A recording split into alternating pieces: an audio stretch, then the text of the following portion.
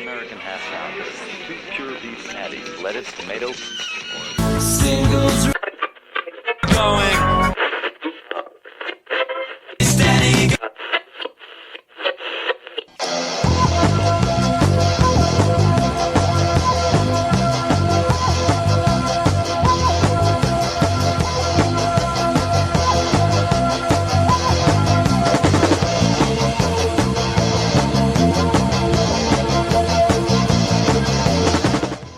This is Singles Going Steady, the podcast dedicated to exploring great singles with a particular eye to the punk, new wave, and DIY eras of the last century. I'm Adrienne Madoc. And I'm Steve McGowan. We're in a band called The Beef People. We released a single in 1986 on our own label, Zub Records, and we are record collectors, and we're passionate especially about the expression of pop music perfection, the single recording. Exploring the mystery of what makes for a great single is what propelled us to begin this podcast. And which podcast number are we up to? We're up to number 041, Singles Going Steady, and we're going to talk about the Winston-Salem Band, the DBs. Yeah, the Winston-Salem Band, the Winston-Salem guys that were in the New York band, right? Yes, indeed. The DBs. Right, and they have so many good singles. The one we're going to talk about today is Amplifier, and it's almost an EP. It has 4 songs on it. Amplifier, Ask for Jill, Ups and Downs, and We Were Happy There. And we're going to listen to all 4 of them. Because how they're can you that pick? good. Yes. Right? Sophie's Choice. Right. So the DBs are formed in New York City, even though they're all from North Carolina. The main guy in the band is Chris Stamey, and he was playing with Alex Chilton. Post Big Star, of course. Yeah, and like the original recording was released as Chris Stamey and the DBs, their first single, yes. And they got Peter Holsapple in. He was the second, kind of the co-writer. Stamey would write about half the songs. Peter Holsapple would write about half the songs. And they have Will Rigby on the drums. Will also continues to play with Peter. Yes, Peter, and with he's been in Steve Earle's band, yes. in the Dukes. That's right. That's kind of a big deal. And Gene Holder was the bass player. And then Gene went on to, I believe he still runs a studio in New Jersey and has done a lot of production. So these guys got a record deal in England. In England, yeah. Yes. This is about 1980. And they went and recorded their first 2 records on Albion Records in England. And the record we're going to talk about, Amplifier, and the other 3 songs come from their second record called Repercussion. Right. Which is just a genius album. Yes. We'll talk about it more. But the first song we're going to play is Amplifier. It's written by Peter Holsapple, a song about a man killing himself. But it's a great pop song. It is, despite that. So here's the DBs from 1981, Amplifier.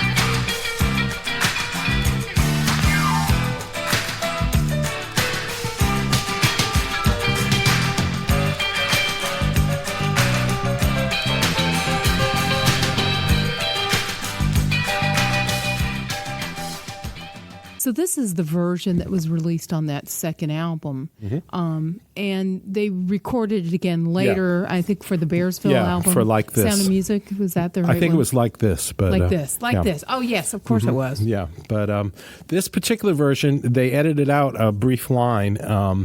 There's a line in the lyric that says, he took his drugs, they took his life. And for some reason, Albion edited that out, although it's pretty obvious the song is about suicide. But like Adrian was saying, it's a great pop song, even though it's a very depressing subject. Somebody leaves the guy, and the guy has nothing left, and he decides to end it all. Even if it's the slow way through addiction. Yeah. I mean, that Yeah. self-destructive behavior. But the classic Peter Holsapple sort of super pop, good riff, great structure. It's just a good song all the way through. And that's going to lead us to the Chris Stamey song on the A side here. It's called Ask for Jill, which is really a beautiful pop confection. It is, but it's not lightweight. No. It's a confection in the sense that it's a treat. Yes, so let's listen to it, and then we'll talk about how what we like about it. From the Amplifier single, it's Ask for Jill by Chris Stamey and the DBs.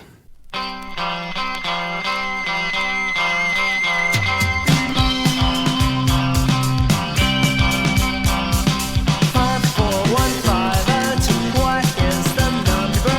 60 West 60, what street is the street?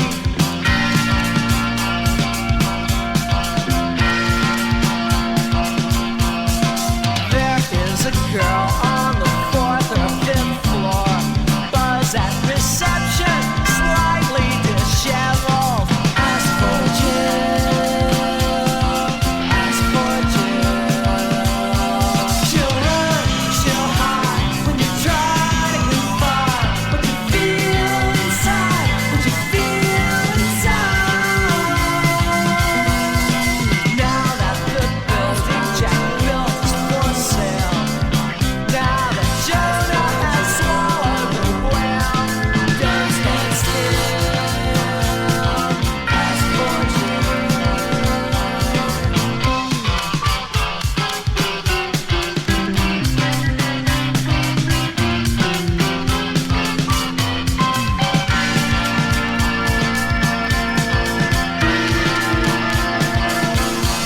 She'll run, she'll hide when you try to decide what you feel inside, what you feel inside.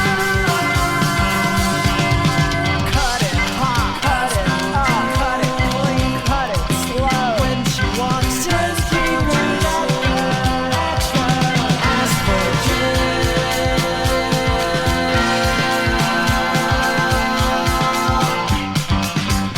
Hey, it's Chris. What's up? So I heard. Well, look, let's not be around the bush. Really? Yeah, I'll hold. Ask for Jill. Ask for Jill. Ask for Jill. Now this song just makes me want to jump up and down on the bed in Yes. my stocking feet, like an 8-year-old. I've Right. just adored this forever. And you were telling me that you read a passage about this in Chris's book. Yes, we'll talk about Chris's book later, but he recently has written a book about his recording and his career. And Life in New York City. The song Ask for Jill is actually about a receptionist at one of the downtown New York studios on the 4th or 5th floor, and it actually has the phone number of the studio. And going up to see Jill, apparently the receptionist was quite the cute female, and all the boys wanted to go Ask for Jill? chat her up, right? Right. So Yeah. it's like a real story. I'll wait. Yeah, really. And it talks about mastering the tape. You know, cut it hot, cut it clean, cut it slow. That's all. Tape recording terms that I remember from back in the day, and it's a little meta about recording, but it's a great little song, though, isn't it? Yes. So from 1981, we'll go to the third song on the single of the 4 songs. Also a Stamey song. It's called Ups and Downs. Yeah, and this really echoes back lyrically to growing up in Winston-Salem, Right. in and around Tobacco Town. Right. And whenever I'm in Winston-Salem, this song is on an endless loop from my mind. Right. So, Yeah, and so in my that's mind. that's nothing but a good thing. So let's listen Yeah. to the DBs doing Ups and Downs, written by Chris Stamey.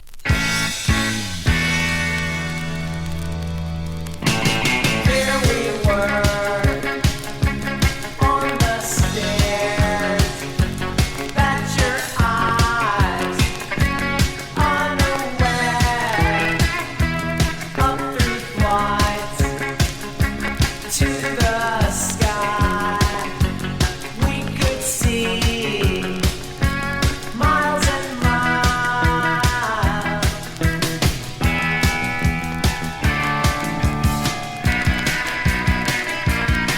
Ups and downs, ups and downs.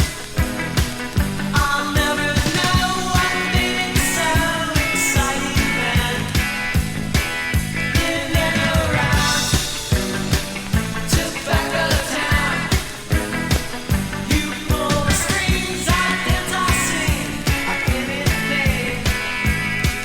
Ups and downs, ups and downs.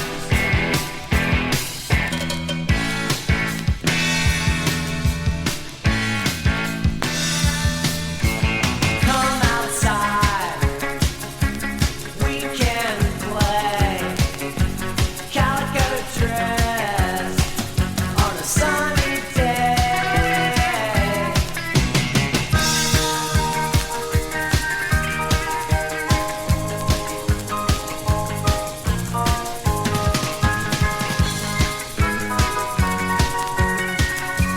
Tennis green, band lawn shirt, 15 love, petulant flirt.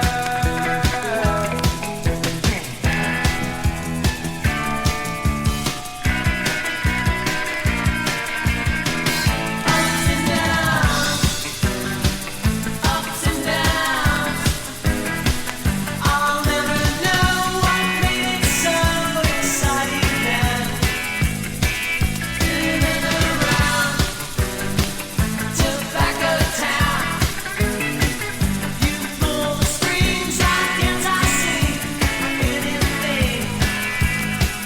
Ups and downs, ups and downs, ups and downs, ups and downs, ups and downs.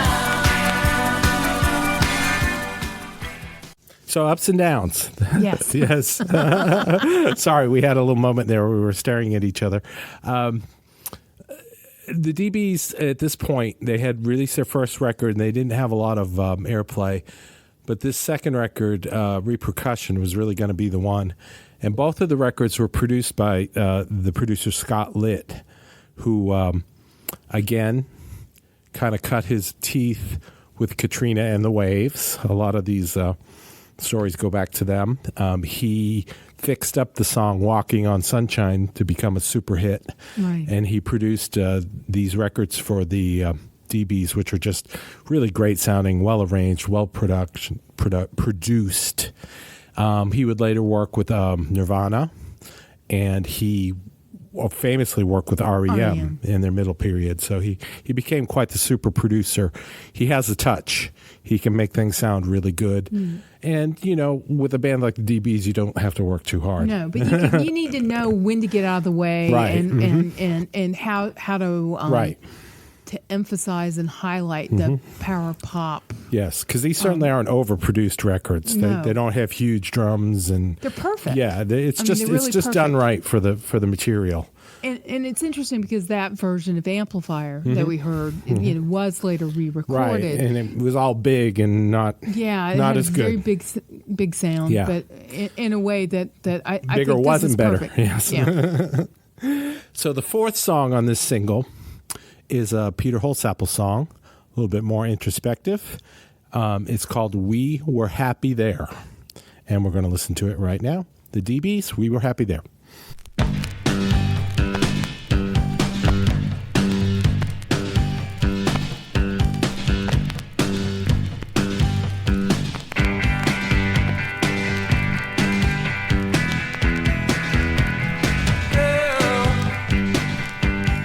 I've never been so tired of living in my life,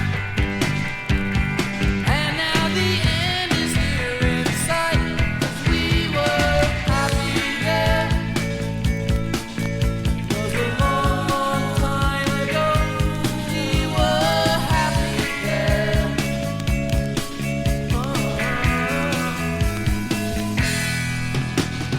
Girl, they say the time has come for me to be replaced,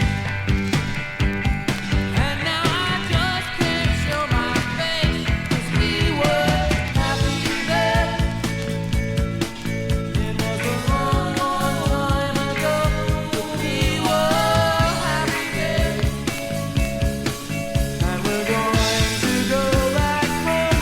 So are you happy now? Are you happy now? Are you happy now? Are you happy now?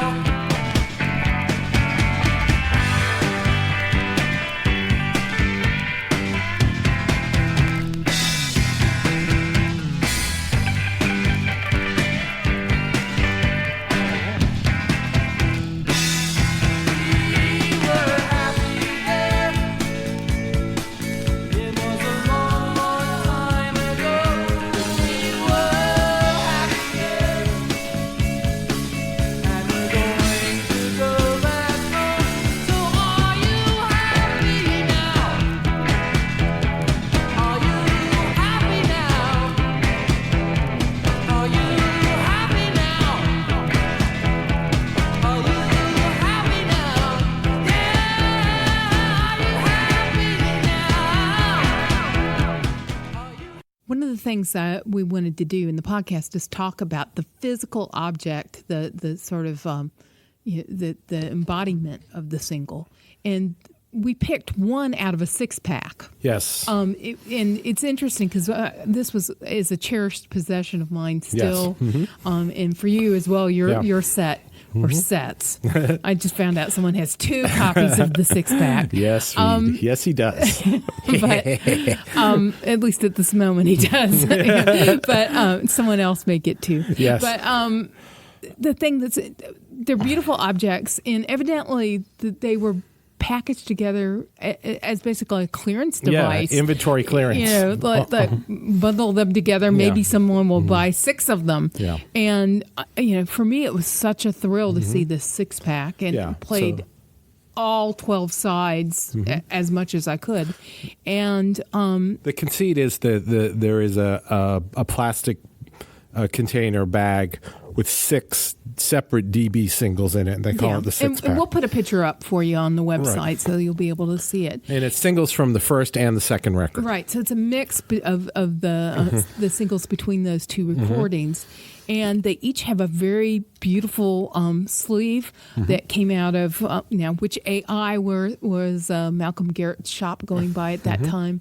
It was the Assorted Images name. Yes. Sometimes you'll see it with other combinations. And Malcolm Garrett is famous Malcolm Garrett for we've talked about before in connection with the Buzzcocks. all those great sleeves he did for them. And, getting out of that Manchester School of Design background. And these are each visually stunning, visually different. We'll put pictures up for you, a link for you to be able to see, even to the Discog at least.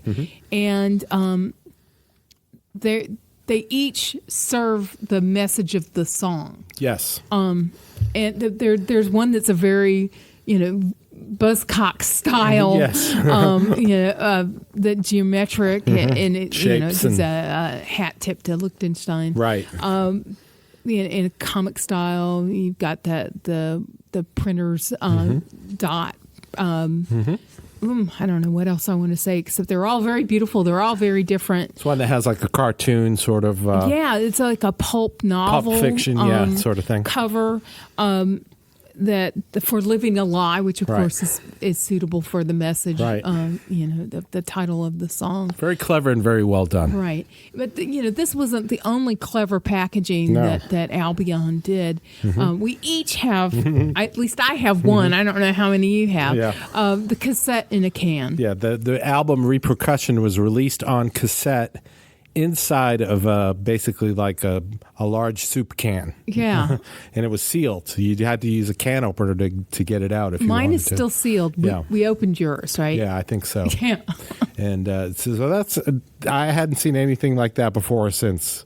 A cassette in a can. Super cool thing. Yeah, very very cool. And I can't imagine how much they are on eBay now. Right. But we won't link to that, no, right? we won't. Because we want to go out and get every can we can, right? Exactly. So talking about the DBs, they are an unabashedly power pop band. They come from an era where it was obvious that they were basically completely enamored of Big Star. I Right. mean, both Peter and Chris worked with Alex Chilton. Yeah, there's that new Yeah. Omnivore album Right. that's Peter Holzapfel versus Alex Alex Chilton, Chilton, or right. the other way around. Yeah, and I mean they obviously worshipped Big Star, and they started off emulating that, but they definitely developed into their own sort of thing. But it's power pop. They don't have really loud guitars. They don't use a lot of distortion. Great singing, great harmonies. Just catchy riffs, melodies to die for. And just absolute masterful musicianship. Yes. And everything in place. Yeah, it's all there. So. Sometimes you're like, wow, listen to the drumming. Yeah. There's the MVP. And then Right. you're like, And then, wow, oh, that bass, there's right. the MVP. And then you're like, And listen to his voice. Oh, my goodness. Chris, he's the MVP. And then it's like, oh, man, Peter's really the Yeah. MVP here. Now, as far as we're concerned, Adrian and I listened to the first two DB's records just nonstop. Yeah. I remember them just being just all the time. Yeah. And we were just beginning the band. We weren't playing at the beginning. We didn't have a band at the beginning. Oh, yeah. No, This this is was pre- well within our Yeah. the deep recesses of our minds. Right, you know. right. And so we never covered any DB songs because I don't think we were proficient enough to play them. And at I the think time. we were too in awe, worshipful. Yes. I mean, that would sing like we never did Costello songs, Right, right. I mean, it would seem like an affront. I know. It was like, you can't touch Fan that. boy, fan girl Yes. in awe. But they definitely influenced what we were doing later when we became a band. It was kind of a standard of excellence. Right. And we looked at them, as Aspirational. we said before in another podcast, we looked at them probably the way they looked at Big Star. Yeah. Yeah. Just awe and To the point that like Peter lived around the corner from me when he moved Right. from and I'm calling him like that, like we're on a first name Yeah, basis, right. which we're not. But he moved around the corner when he left New Orleans after Katrina, and that was to me as if I don't know, yeah. as if Big Star had moved around Right, the corner yeah. from them. It was Exactly. just like, Oh my God! I do you have know no who's around idea. the- My mind cannot deal with that. It's amazing. It's amazing. And everybody's still active. Just a few days ago, we saw the Peter Holzapfel combo. And they're And killer. Really, really good. He did Amplifier, and it was fantastic. Chris Stamey was there. Yeah, in the And, audience. Yes, and he did a new song called "That's the Kind of Guy I Am," which is kind of a list of all the great songs and great bands he likes. Right. And that was wonderful. Yeah, I mean his musicianship and his songwriting are still top best. drawer Yeah. and the best. I mean, hasn't lost a step. Right, and Will Rigby, the drummer, is the drummer in the combo, and your ex-student is the bass player, right. Glenn. I know. I was rather sheepish when we talked about the PHC earlier. I was like, yes, I know him. Yes. As if I was in some sort of witness rehabilitation program. I guess he is because he's left the profession Yeah. of the law for music. To rock, yeah. So, Right. so good for him. The call of the rock. Yeah, he's a great bass player, Glenn Jones. Yeah, and the combo's killer, and it's different. It's not the DBs, Right. And it doesn't try to be the No, DBs, not at all. But the thing that it is quite wonderful. Yes, and he has a new album called Game Day. Peter Holtzapfel does that is definitely worth a listen. And we saw Chris Stamey fairly recently. We saw him Right. open for the Posies. He's doing a very interesting tour in support of his book. Right. Appearing, he was with a cellist. Yeah. And so some singing, and He was telling stories and reading. Yeah. So it was almost he was playing songs that influenced him, Right. like television and and talking about his songs and how they came about, and very interesting. He's a very unique, deep kind of songwriter. right. And so here's the time for the question. I didn't warn you about this. Okay. Who's the Lennon? Who's the McCartney? and who's the secret McCartney? Well, I'd have to say Peter was with McCartney. Yeah, I think the more straightforward Right. pop sensibility seems to come from that. Yeah. But they both have just Yes. such indelible Melodies. melodies. Yeah. But Chris seems to be a tad more experimental. And Right. and I don't know if that's Lennon especially, because they both were experimental, but Yeah, that's true. it's a hard. Maybe somebody's a secret George. Who knows?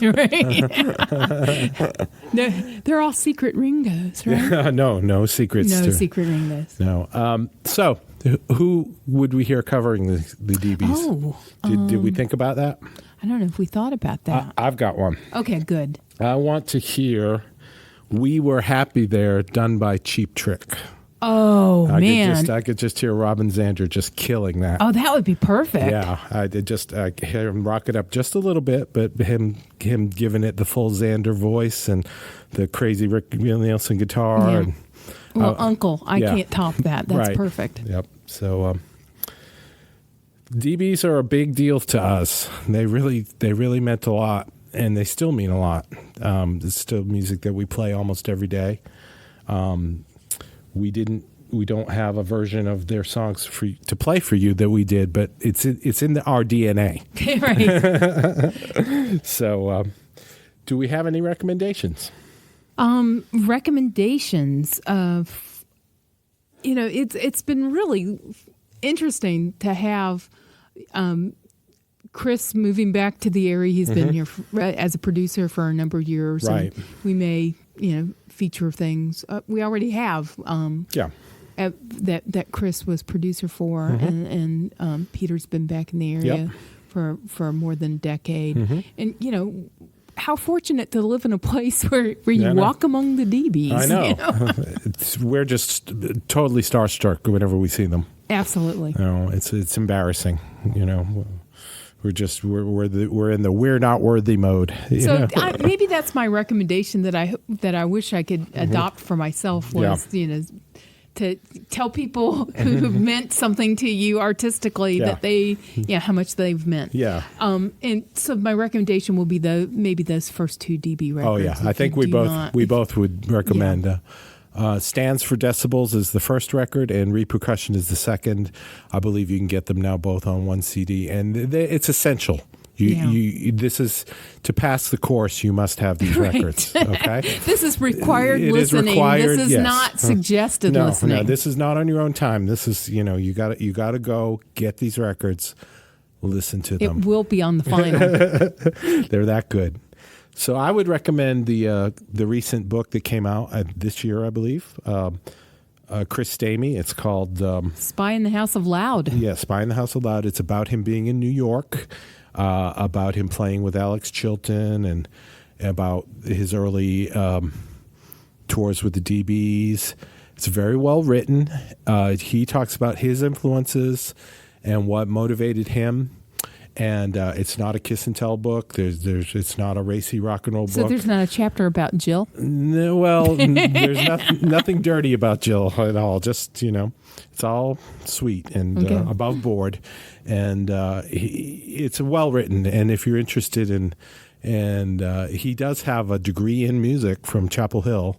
He's not just some guy that plays a guitar. Right. And He knows what he's doing. He knows how to orchestrate things. He's a great producer, and a really nice guy. Yeah. We've had the occasion to meet him once or twice, and he's very shy, but he's very nice, and a fabulous songwriter and a very good author. I would definitely recommend the book. We'll put a link up to it. So we just talked about our heroes, the DBs. They went on to record a number more records. Like This is a good record, and there's a couple other records that are good. But Sound of Music, as I was saying. yes, yeah, The Sound of Music, absolutely. But still, we go back to those first two records. Yeah, they're really touchstones. And all four of the songs that we played today are from the Repercussion album. So that's a pretty good, what do they call it in the business? A taste of it. So, What business? yeah. Well, you know, I can't. The business I can't say was right now. the Dan from Amplifier Yeah. might have been involved Exactly. The one that- with purveyors from that Exactly. business. So that's our show for today. Singles Going Steady 041, the Wonderful DBs and their Amplifier single with 3 extra songs on it. And we will talk to you soon. We will. All right, goodbye. Bye. To learn more about the artists and recordings we just talked about, visit our website at zubrecords.com and click on the Singles Going Steady icon. You'll also find links to the persons, places, and things we recommend, and much more. You can find episodes of Singles Going Steady on our website or wherever you get your favorite podcasts. Singles Going Steady is brought to you by the power and majesty of Zub Records. Zub Records. Smart sounds for sharp people. Today